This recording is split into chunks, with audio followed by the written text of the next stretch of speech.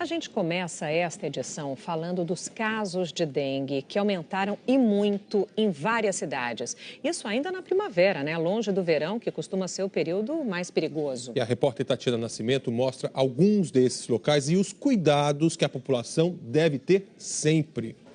Os números de algumas capitais do Brasil servem de alerta.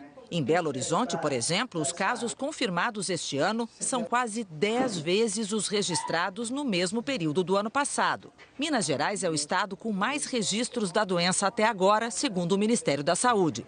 E como a maioria dos focos não está nas ruas, cabe aos moradores fazer o dever de casa.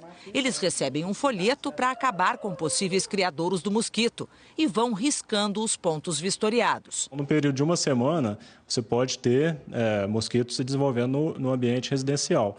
Então, essa é a importância, né, do morador, em 10 minutos durante a semana, percorrer o seu imóvel e verificar todos os pontos que podem ser criadores do mosquito. O estado de Pernambuco esteve no centro das atenções no último verão por causa do Aedes aegypti. Mas não pela dengue, mas pelo grande número de bebês que nasceram com microcefalia.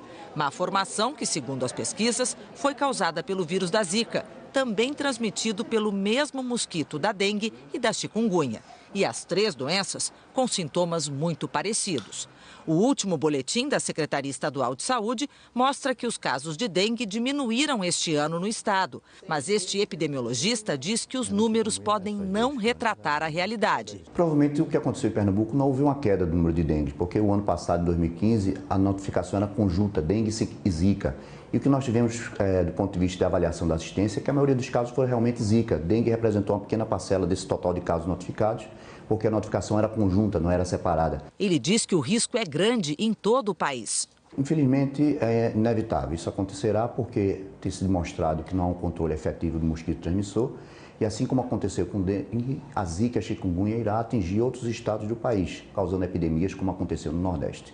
Aqui no município do Rio, o número de casos de dengue entre janeiro e setembro deste ano já aumentou 60%. Foram quase 25 mil, mais do que o registrado durante todo o ano passado. E agora as temperaturas já começam a subir e o período de chuvas também aumenta. Ideal para a proliferação do mosquito transmissor.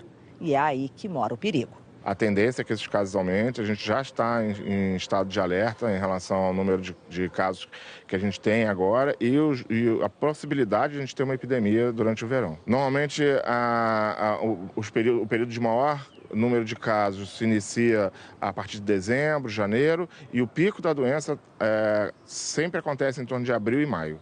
Ana está preocupada com um neto, Davi, de 3 anos. Ele não sai de casa sem repelente, mas isso não impediu que o menino fosse picado.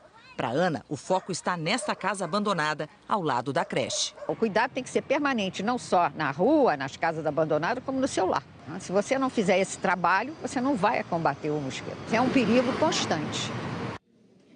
O ministro da Saúde, Ricardo Barros, disse que em dezembro serão entregues os repelentes prometidos pelo governo federal no início do ano.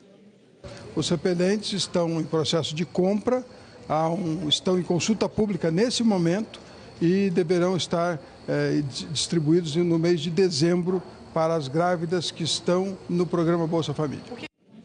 Bom, e a vacina, né, contra a dengue? Já existe uma opção na rede privada, desenvolvida por um laboratório internacional. Cada dose custa cerca de R$200 em São Paulo e são necessárias 3 doses.